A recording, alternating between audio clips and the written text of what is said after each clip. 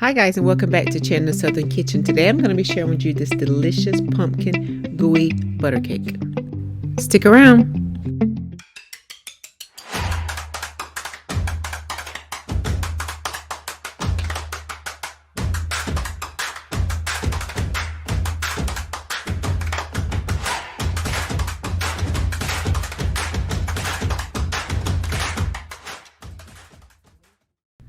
Here we're going to get started on our crust for our dessert.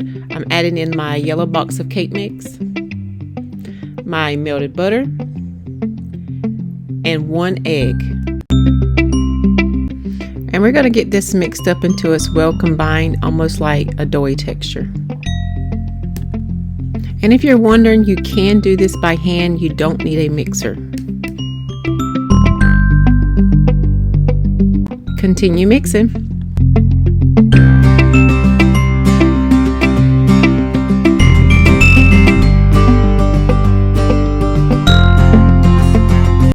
And don't forget to scrape those sides down because you want to get all of that cake mix incorporated into that mixture.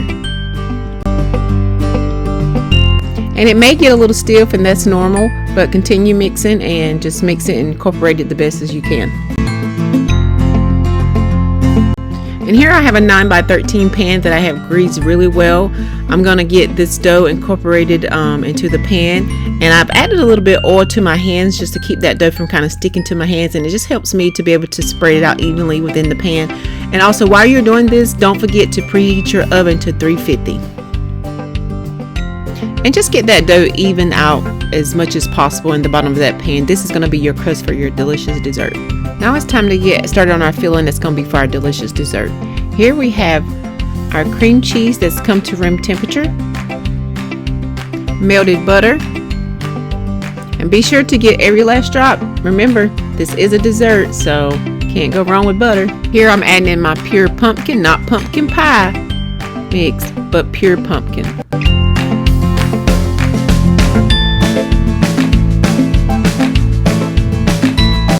My eggs, vanilla extract, and my pumpkin pie spice mix that I have made, and I will leave that in the description box. Now we're going to get this mixed up really well. Y'all, it's that time of the year where it's fall, pumpkins on the menu, everybody's wanting pumpkin this, whether it's pumpkin dessert, pumpkin latte, coffee, whatever it may be. But this is one time of the year where I really enjoy having pumpkin. Okay, now it's time to get our powdered sugar added into our wet mixture, and we're going to get this mixed up really well. You may have to stop a couple times to get those sides scraped down because this is powdered sugar, and you don't want to add it in all at once. You want to go slow with it because you don't want it everywhere. Another thing I love about this recipe is if you're making it for the holidays, such as Thanksgiving, you can make this instead of making your traditional pumpkin pie, and I promise you, your friends and family would love it. Here I'm just adding in the second half of my powdered sugar because, again, I don't want this all over my counter.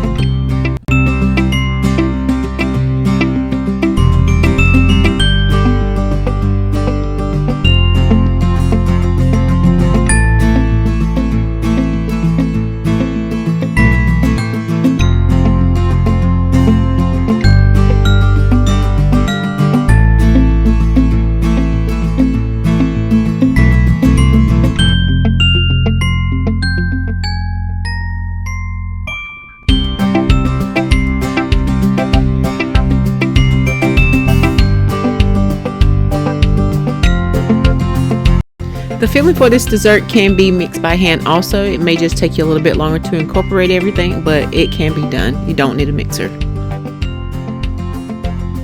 I will leave the recipe in the description box with all the measurements that you'll need for this recipe.